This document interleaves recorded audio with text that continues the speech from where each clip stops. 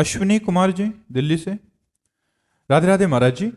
महाराज जी, कई संतों के श्रीमुख से सुना है कि भगवान श्री कृष्ण की प्राप्ति के लिए भक्ति करना बहुत कठिन है, क्योंकि भगवान कृष्ण बहुत कठिन परीक्षा लेते हैं और सभी अपने परिवार वालों को तथा सभी आर्थिक संपत्तियां वस्तुओं को हमसे दूर कर देते हैं, जो कि हम वो अम्बरीश जी के पास फिर तो कुछ नहीं होना चाहिए था।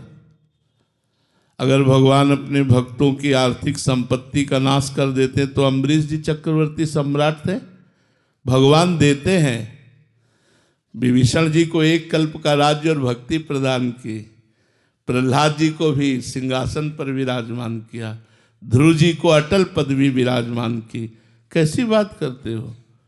भगवान ममता आसक्ति का नाश करते हैं, पापाचरण का नाश करते हैं, दुर्बुद्धि का नाश करते हैं। भगवान ऐसा नहीं करते। भगवान सबको सुख प्रदान करने वाले मंगल भवन है, उनके द्वारा मंगल कैसे हो सकता है? देखो, हम भगवान के ना होते तो बहुत अपने परिवार 4-5 के बीच में बैठे होते। आज हम भगवान के हैं तो हजारों के बीच में बैठे कि नहीं? आप हमारे नहीं हो क्या? क्या आप लोग हमारे नहीं हो? अगर विचार करके देखो तो आप प्यार देने ही तो आए हो हमें तो चारों तरफ से प्यार ही प्यार मिल रहा है। क्यों? क्योंकि भगवान के हैं, इसलिए। कौन सी बात की कमी है? आप विचार करो, यदि भगवान भक्तों को दुखी देते हैं, सब कुछ नष्ट कर देते हैं, तो आप बताओ हमारे पास क्या नहीं है? अगर आप लोगों को ऐसा लगता है भगवान श्री कृष्ण परीक्षा लेते हैं, तो हमारा पूरा जीवन श्री कृष्ण के ही लिए रहा। हमने तो परीक्षा नहीं देखा, उनका प्यार देखा है, उनका सहयोग देखा है, उनका दुलार देखा है। देखो, एक बात समझना होगा, पहलवान जब अपने चेला को कुश्ती लड़ाता है तो सबसे पहले वो निरीक्षण करता है कमजोर कहाँ है। जैसे यहाँ मारा, उसने कहा अरे अब वहाँ वो 1000 बार मारेगा और इतना परिपक्व कर देगा कि दूसरा खींच के मारे तो भी उसको फर्क न पड़े। तो श्री कृष्ण जगत गुरु हैं, वो देखते हैं हमारा चेला कमजोर कहाँ है, जहां कमजोर है वहीं उसे पीटते और मजबूत कर देते हैं। देखो, बिना प्रतिकूलता अनुकूलता के सहे अंतःकरण प्रेम लायक नहीं होता। दोनों चीज सहनी पड़ती है, अनुकूलता भी और प्रतिकूलता भी। अनुकूलता में फूले ना और प्रतिकूलता में हम दुखी ना हो। एक शीशा है, ऐसे कंकड़ मारो फूट जाता है नहीं, और गरम ठंडा करके प्रोसेस से उसे जब बनाया जाता है तो बुलेट प्रूफ हो जाता है। गोली मारो तो नहीं, वही शीशा गोली मारो तो नहीं टूटेगा, और वही शीशा कंकड़ मारने पे टूट जाता है। तो भगवान श्री कृष्ण अपने चेला को बुलेट प्रूफ बनाते हैं कि माया का काम, क्रोध, लोभ, मोह, मद, मत्सर, अपमान, ये कुछ भी भगवान के भक्त का बाल बांका न कर सके। आप जिसे परीक्षा कहते हैं, हम उसे पुष्टता कहते हैं। भगवान अपने भक्त को परिपक्व करते हैं, पुष्ट करते हैं। इसलिए गलत धारणाएं मत धारण करो कि भगवान श्री कृष्ण की भक्ति करना कठिन है। हमें तो लगता है संसार की भक्ति करना कठिन है, क्योंकि सब छलिया है, सब स्वार्थी है, सब कपटी है, कोई सच्चा प्रेम करने वाला दिखाई नहीं देता। प्रेमी तो श्री कृष्ण है। इनकी भक्ति क्या कठिन है? आप हमें बताओ, क्या कठिन है? हमें तो लगता है आप लोग समझ नहीं पा रहे। तुलसीदास जी के सामने जब सम्राट अकबर ने ताज उतार के रखा तो आंसू आ गए।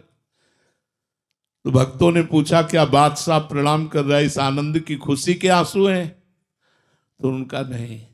तुलसी जब राम का नहीं था तो मांगे टुकड़े नहीं मिलते थे, आज राम का है तो बादशाह ताज उतार के रखता है।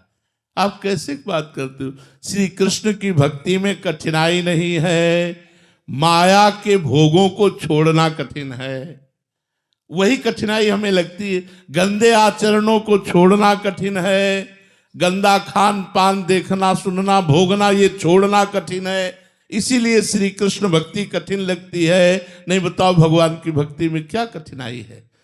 मधुर मधुर भगवान का नाम स्मरण करें, कृष्ण कृष्ण कृष्ण राधा राधा राधा। जो मिला भगवान को भोग लगा के पा लिया। भगवान के आश्रित हैं, सब कर्म करो, आप जिस कर्म में हो भगवान ने रोका नहीं है, भगवान ने और कर्म में लगाया है। ये भक्ति ये नहीं सिखाती कि आप कर्म छोड़ दीजिए। जो जहां है, जिस मार्ग में है, अपने कर्तव्य पर डटो और नाम जप करते रहो और अपने कर्म को भगवत अर्पित कर दो, हो गई भक्ति। बताओ भक्ति में कौन सी कठिनता है? कठिनता है पापाचरण छोड़ना, गंदी बात छोड़ना, गंदा भोजन छोड़ना, गंदे दृश्य देखना छोड़ना, यह कठिन है, इसीलिए कठिन जान पड़ती है। महाराज जी, क्या अभी आप गुरुजनों ने सरल बना दिया? नहीं तो इतना कठिन मान्यता हो गई थी कि केवल सब कुछ घर परिवार छोड़ने के बाद ही भजन किया जा सकता। नहीं नहीं, बिल्कुल गलत बात, बिल्कुल गलत बात।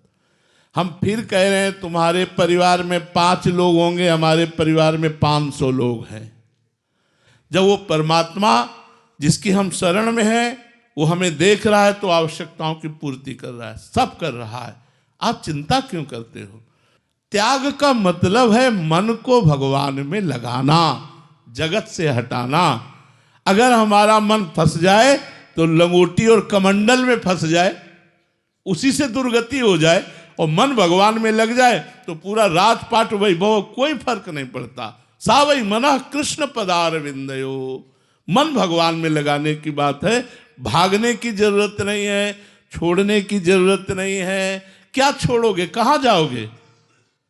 क्या इसके और वस्त्र नहीं बनते? क्या पीला पहन लेना ही क्या बाबा जी है? क्या लाल पहन लेना ही बाबा जी है? ऐसा तो नहीं है। हमारा मार्ग है विरक्त मार्ग, इसलिए हम चल रहे हैं। बकाया भगवान का चिंतन करना ही सबसे श्रेष्ठ बात है। भगवान के लिए कर्म करना ही श्रेष्ठ बात है, चाहे वो गृहस्थ हो चाहे विरक्त हो। अगर विरक्त होकर भगवान का भजन नहीं करता, भगवान का चिंतन नहीं करता, अपने कर्तव्य का पालन नहीं करता तो नरक जाएगा। ये थोड़ी कि विरक्त हो तो तुम्हारे लिए विमान आएगा। हरे शिष्य धन शोक न हरे, सो गुरु घोर नरक मा परे। ले सो गुरु घोर नरक मा परे। बात यहां भगवान से चित्त जोड़ने की है। कहते फिर आप बाबा जी क्यों हो गए? हमारे कपारे में लिखा था, हमारे भाग्य में लिखा था तुम्हें बाबा जी बनकर जिंदगी गुजारनी है। नहीं, भगवान की प्राप्ति के लिए हृदय का समर्पण चाहिए, भजन चाहिए, ममता आसक्ति समेट कर भगवान में लगा दो, ये चाहिए। ये सब बाहरी बातों पर ध्यान मत दो।